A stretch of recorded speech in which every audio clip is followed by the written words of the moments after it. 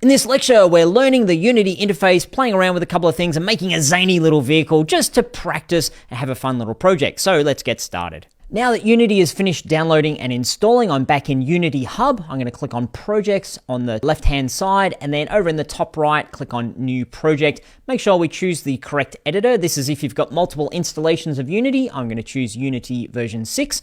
And then within here, we can select a template. You can see in here mobile, and we've got VR and AR and a few other things. And we've got the type of pipeline we're using. Pretty much we have the universal pipeline and the high definition pipeline.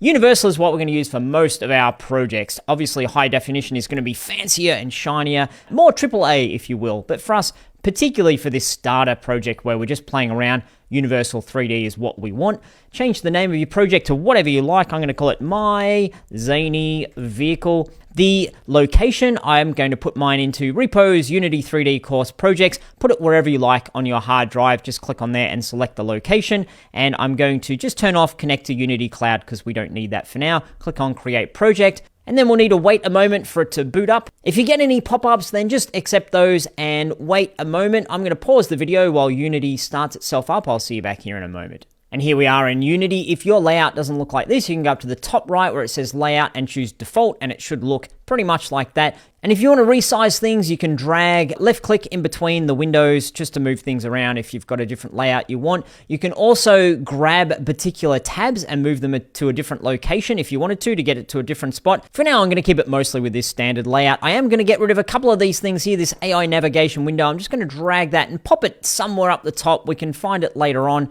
I don't need it for now. And this other toolbar here, I'm also going to pop that up the top at the very top left of my toolbar that's up at the very top of my scene window just here.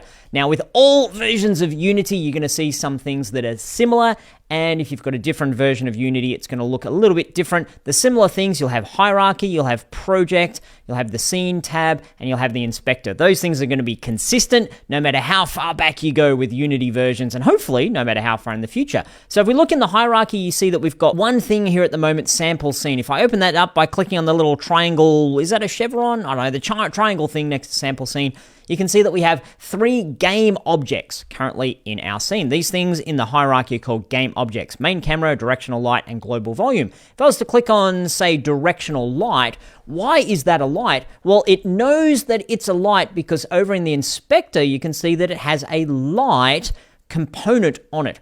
That's how game objects get an identity, if you will, and that's how they know what it is they're supposed to do. So this is a light because it's got a light component. If I click on main camera, it has a camera component. Now, both of those game objects have a transform component, and every game object in our world will have a transform component. Allows us to set the position, rotation, and scale. Let's go ahead and create ourselves a brand new game object over in the hierarchy in the big blank area here underneath my other game objects. Right click, find 3D object, and we're going to add a cube. And you can see that it's highlighted in blue, the word cube. I'm going to change this to car body because I'm going to make a car in this little project we're working on. I'll call it car body for now. The naming at the moment doesn't matter so much. We're just playing around with things. So don't worry about naming it perfectly and don't worry about breaking things. Let's do a little bit of navigation in our scene here. I'm going to hold down my middle mouse button and that allows me to pan around if you've got a middle mouse button. If you don't, no worries. There's other things we can do. We can hold down Alt and then left mouse button, that allows us to rotate. I can hold down Alt and right mouse button, and I can zoom in and out on my game object. Another great way to navigate around is right mouse button to look around, and then you can use WASD to fly around as if you're playing a first-person shooter.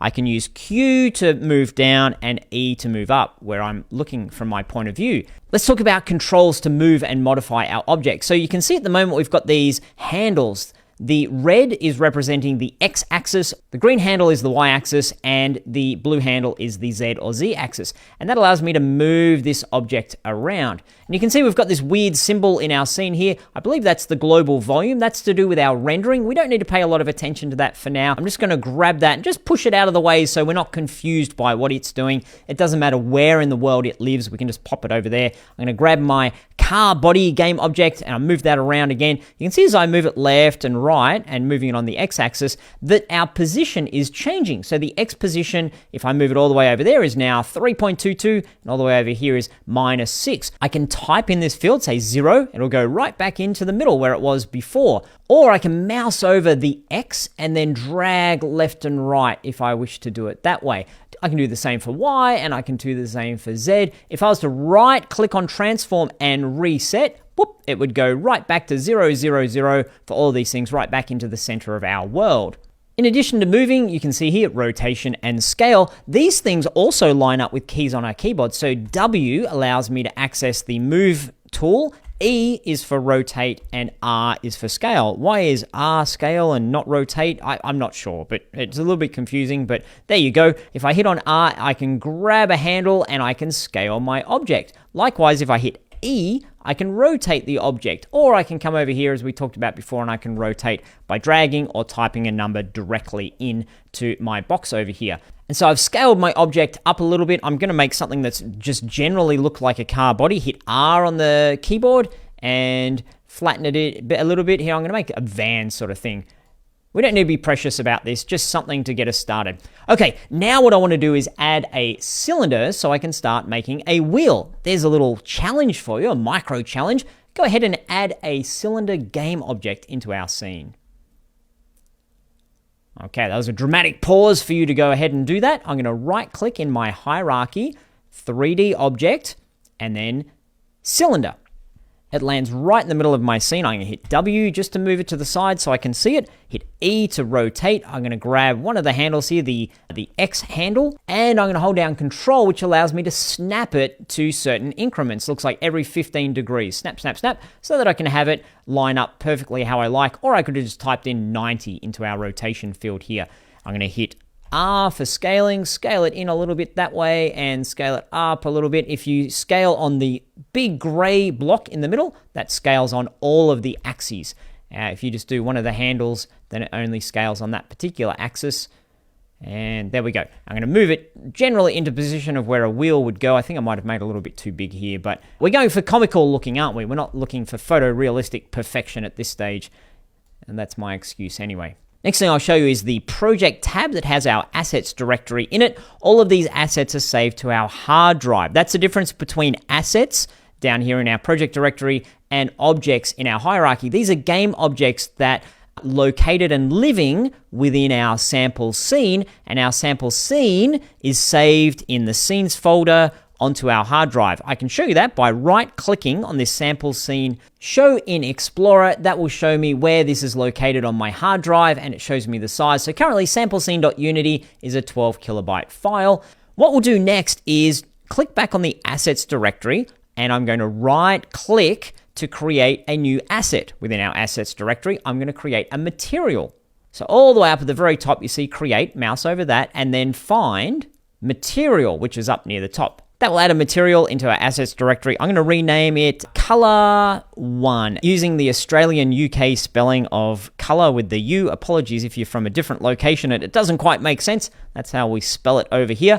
And it's a little bit naughty calling it Color 1. Normally I'd call it blue or red or purple, but I don't know what color I'm going to pick at this stage. So my material is just called Color 1 for now.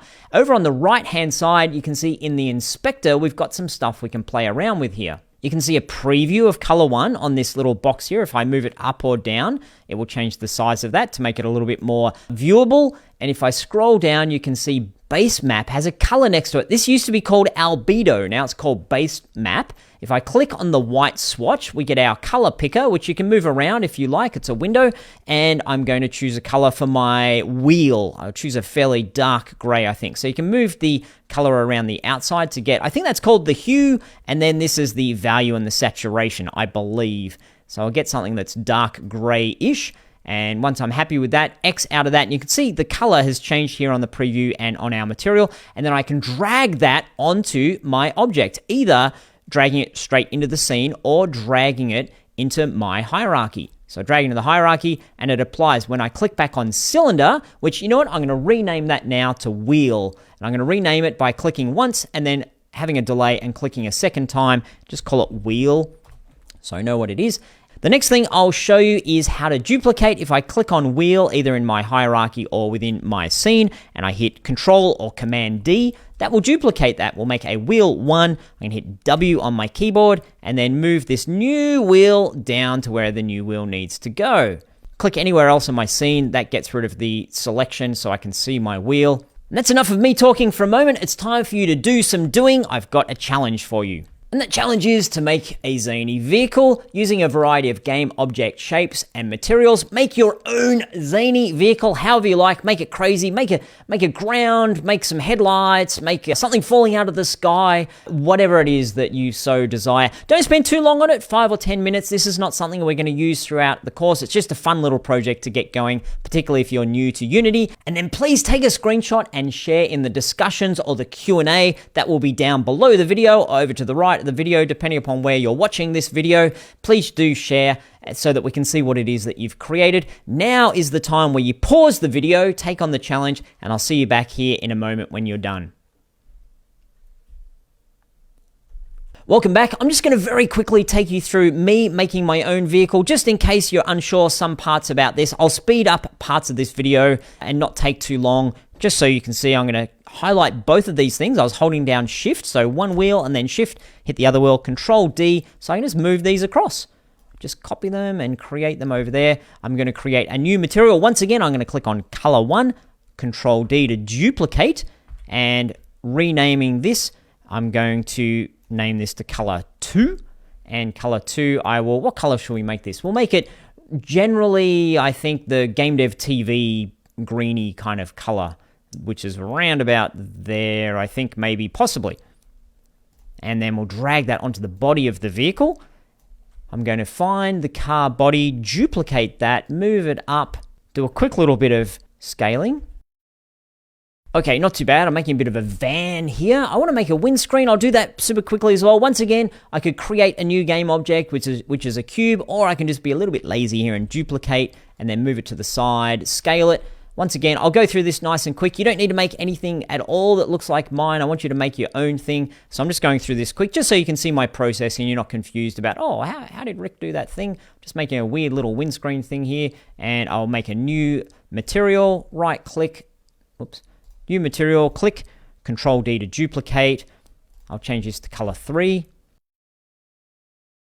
And I'm going to go through the same process, duplicating and adding things, just to make a couple of lights at the front and the back, and a couple of other things, maybe a little bit of detail on my wheels. Note my hierarchy is looking messy and ugly now. I've got all these car bodies that aren't actually car bodies, they're lights and stuff. Don't worry about that. This is just playing around, having a little bit of fun and getting used to the interface. This isn't exactly how we would make a car in our actual game, but I wanted to do something fun for us just to start experimenting. So there it is, a quick introduction to Unity, the interface, playing around with game objects, and getting started on our first little mini project. I will see you in the next lecture.